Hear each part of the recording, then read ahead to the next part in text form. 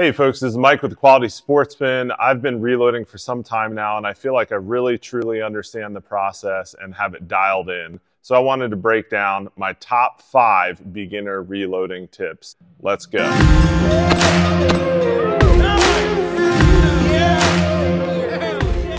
All right, before we get into it, I'd ask that you go ahead and subscribe to the channel.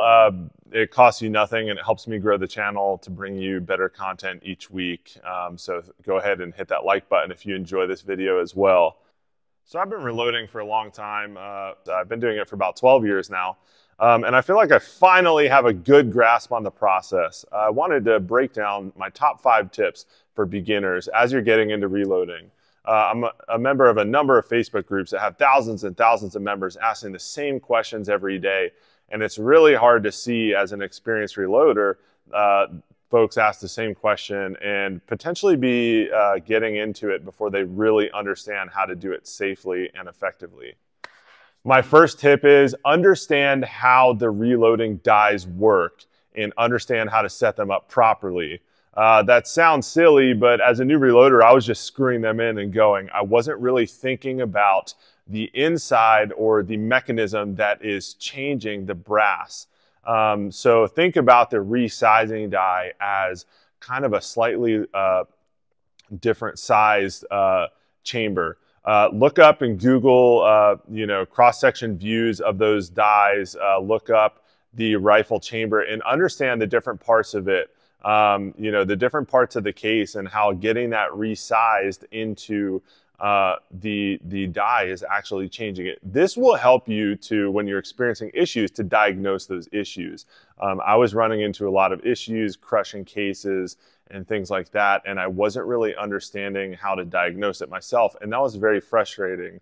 If you've seen my other videos, you know I don't like to read directions. I like to just go and try something out. So that was definitely slowed down my overall reloading process. So while it seems like a simple tip, I really challenge you to ask yourself, do you understand each die in your set?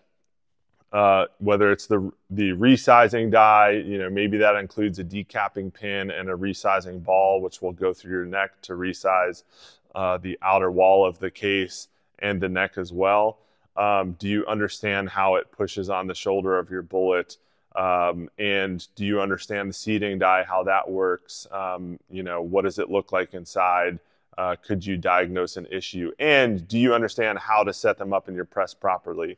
I'm not going to go through an in-depth video here. Drop a comment if you want me to, but setting up your dies is not as simple as the manufacturer's instructions of screw them in until it bottoms out and then back off the lever and screw one more. That will get you close enough, but unless you understand how to measure your case, you're not really going to be able to repeat that if you're using a single stage press and you have to pull that die out every time. So understanding how to properly set up your die by taking the measurements on the case is really important. While that's a little more advanced, and you may not need to do that if your goal is to just shoot bullets and not worry about how accurate they are, it's still something that I want you to understand. So make sure you know how the dies work. That's the biggest thing that kept me from putting out effective rounds. And honestly, I wasted a lot of cases and a lot of bullets by crushing cases or having them too long. A lot of frustrating days at the range going with my brand new shiny bullets and they don't even fit in the magazine. They don't even fit in the chamber, things like that. So understand how those dies work, and I think that will solve a lot of problems that you could potentially get into if you truly didn't understand it. Okay, now I caution you at the second one, but do some research on the internet to find a good load and bullet for the cartridge or the gun that you want to reload for before you do it. Now, please don't go ahead and take the first guy on the first forum that says, hey, load this much powder. What I'm talking about is certain guns, certain calibers like certain bullets. That's one of the most important things you'll learn over this process is as you are finding the best combination to reload for your rifle, the biggest variable that you can affect is the bullet type. I'm not sure people really know why, but they know that certain bullets and grain weights like certain barrels and twist rates. So what I've found success in is going online and seeing, I load a lot for my 6mm Creedmoor bolt action rifle. What I do is, what I did for that before I started loading is I saw everybody's loading like 3 different bullets. So I would have been silly to get something that wasn't either, a Burger Hybrid 105 grain, a Hornady ELD Match 108 grain, or I believe 105 grain DTAC. And I picked the Hornady because that's what was available to me, and immediately the first load that I developed was shooting well. So I guess what I'm saying is my second tip is find a bullet that your gun will probably like. You still have to do that testing, but one of the ways you can do that is by scouring the internet and searching the forums and seeing what load people are using. It's generally going to be a few different bullet types within your grain weight range, and that will really simplify your reloading process. When I first started, I was just going to like Cabela's or Bass Pro and just buying, okay, here's a 30 caliber bullet for my 300 Win Mag, and I had no idea if that was a bullet that other folks were finding success with a similar barrel, similar twist rate, and things like that. Again, be careful what you find on the internet, though. You don't want to follow some jack that says, hey, load 40 grains of powder, and that's going to, put you in unsafe range. So always work, back off your loads and verify with actual load manual data that you are loading in a safe pressure range. So don't forget that. That's a big safety issue. Okay, my third tip is that over any single process in your reloading process, consistency across the whole process itself is king. Doing something from one time to the next and making sure it's repeatable and sustainable is really important. I don't concern myself so much with things like bullet seating depth and overall length as far as what that value is, but I do concern myself with, am I repeating it over, each reloading session? Again, this goes back to the measurement tools and understanding how your dies work. If you don't understand that, you're really going to struggle to, repeat the same thing over and over. You have to keep a logbook. You'll never remember all these different finer points like, oh, the base to ogive length of my bullet is, 2.713. There's no way you're going to remember that. So you got to keep a good logbook. And then what that allows is as you change one variable, you can see how that affects your accuracy. If you're changing multiple variables, you're not really going to be able to understand which one affected the change and potentially degraded or improved your overall accuracy. So now that I've been reloading for a long time, I understand every part of the process and I can keep it the same each time, within reason. And then I can add a new thing or change a component out or, change something and see how that affects my accuracy. So that's what I recommend. Consistency across the whole process is more important than any single one variable, in my opinion. Okay, I've mentioned it a few times already, measuring your bullets. Understand the profile of a fully reloaded cartridge. A good place to go is Nosler's load data website. I'll drop that down below. They show you all the different measurements. Understand the overall length of the bullet, the base to ogive, which is the part of the bullet which actually is the proper caliber measurement of the bullet, the part that initially touches the lands and grooves of the barrel. Understand case length, all these things. If you can't measure your bullets and you can't effectively understand how to measure things like headspace or base to ogive or overall length, you're really going to struggle to create that repeatable process. I guess a sub tip of this is to get a really good quality calipers. Here you'll see I have a digital caliper. This is a little over $100 and I was delaying getting this. This is a Midu Toyo, I'm not sure how to pronounce that. But this is a known, well-known Japanese measurement and machining company. And this helped me to actually get more consistent measurements so I could understand you know, how to set up my dies properly, how well I was keeping a consistent, you know, headspace when I'm resizing, how well I was keeping a consistent base to ogive length, things like that.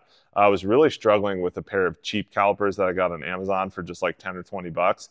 Although they do get you started, I really caution you, it needs to be very, you know, very repeatable over time. If you're measuring with something that is off a few thousandths, you might struggle. So go ahead and bite the bullet initially and get a good set of calipers. That is going to help you measure, and it's going to help you be more consistent if you understand the different measurements of the case, how to measure, things like that.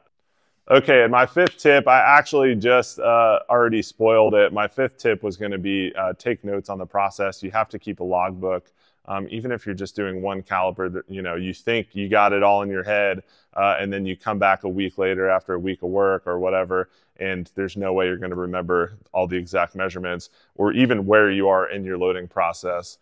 One thing I do is I get all these little plastic bins from, I mean, this is Ace, but any plastic bin that's cheap, that's like a little paint bucket. And what I'll do is I'll rip off, whenever I'm done with my reloading process, if it's not a completely finished bullet, I'll rip off a piece of paper and write, you know, hey, this is annealed and brass prep complete.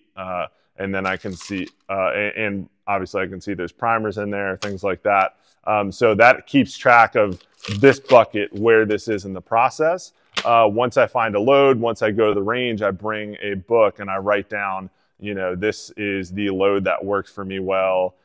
You know, it was 3/4 of a minute of angle, you know, 0.75 inches at 100 yards, whatever.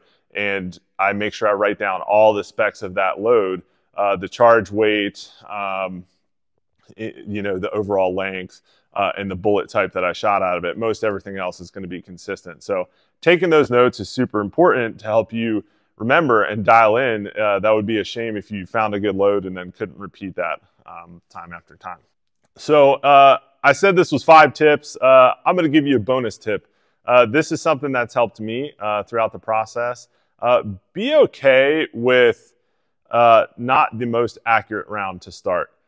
If you are loading, and have realistic expectations. So if you're loading in an AR-15, 1.5 minutes, like 1.5 inch groups at 100 yards is great. That platform can be very accurate, but it's not known for accuracy out of the box for some of these cheaper AR builds or platforms that we're buying today. That round is getting slammed in the chamber each time, and it's known for causing accuracy issues. So be okay with 1.5 minutes or 2 minutes if you're loading on an AR-15, or 1.5 minutes to 1 minute of angle if you're loading in a bolt action rifle.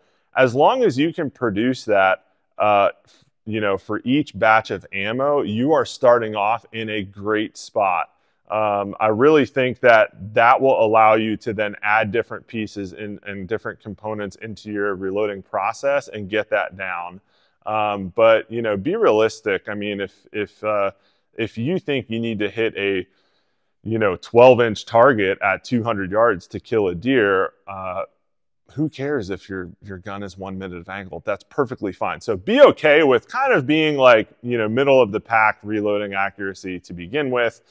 As long as you can keep that consistently throughout, you'll be able to dial it down as you understand more, are able to buy better equipment to reload with and things like that. So that's something that I'm totally okay with. I don't spend days and days doing load development. You know, for my 6th Creed, for these bullets right here, this is literally the first load that I worked up.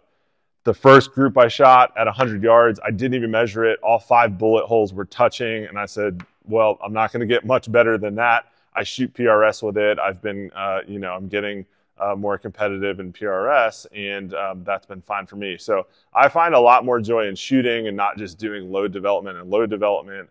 So, you know, for me, it works to be okay with starting off at, you know, kind of middle of the pack and not stressing about, is this the best group that the world has ever seen? Especially if you're a new reloader, have realistic expectations when you start off, and I think that'll help you focus on the process over time and not stress too much about one individual component. Create that consistency, and I think you'll be successful in short order. So Hopefully these tips were helpful. If you have any questions on reloading, if you have any questions on reloading, again, I'm not the absolute expert, but I do feel like I have a good process down. Go ahead and drop those questions below, and I'll make sure to come back and get them answered or do a specific video on that. Until then, enjoy making your own freedom seeds, as we call them here on the internet, to escape our overreaching government.